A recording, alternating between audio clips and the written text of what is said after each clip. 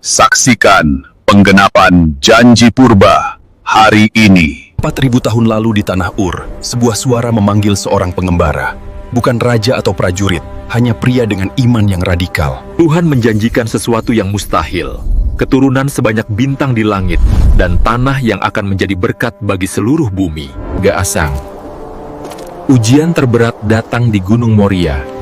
Ketaatan Abraham diuji hingga batas akhir. Ishak menabur di tengah kekeringan dan menuai 100 kali lipat.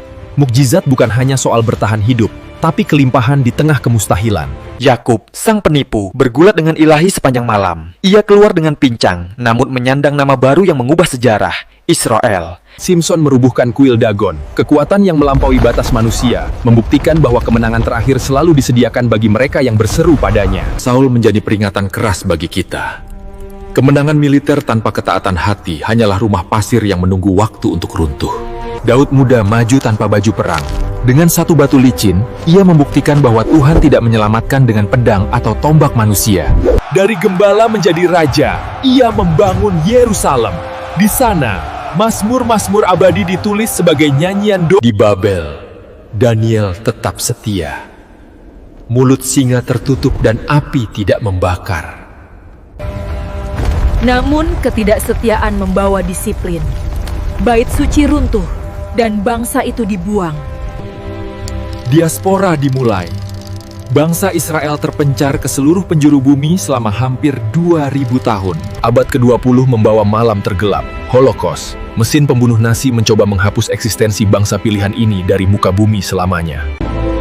6 juta nyawa melayang. Dunia terdiam membisu. Namun di tengah abu krematorium, sebuah tunas baru sedang bersiap untuk bangkit kembali. 14 Mei 1948. Sebuah momen yang mengubah sejarah dunia. Sebuah bangsa Baru hitungan jam merdeka, serangan datang dari berbagai arah.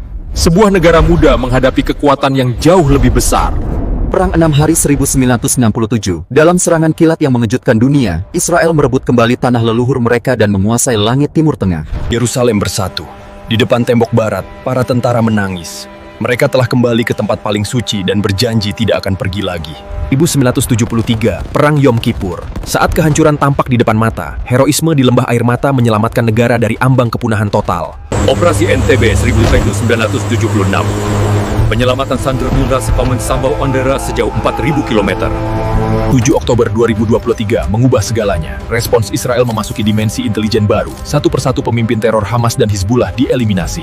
Serangan presisi menargetkan pusat komando strategis. Struktur yang tersembunyi, perlahan kehilangan kendali atas operasinya. Februari 2026. Operasi Auman Singa, targetnya bersembunyi di bunker terdalam. Namun mata intelijen Israel telah Operasi udara berskala besar diluncurkan. Fasilitas strategis dihancurkan, mengubah keseimbangan kekuatan di kawasan secara signifikan. Pernyataan resmi disampaikan kepada dunia. Tujuan operasi dinyatakan tercapai dengan pesan tegas kepada setiap ancaman. Namun kisah ini bukan hanya tentang konflik. Di baliknya, lahir kontribusi besar dalam ilmu pengetahuan dan kemajuan manusia. Dari teknologi komunikasi hingga kedokteran yang menyelamatkan nyawa, dunia berhutang pada inovasi yang lahir dari pikiran-pikiran keturunan Abraham ini. Mereka mengubah gurun menjadi kebun.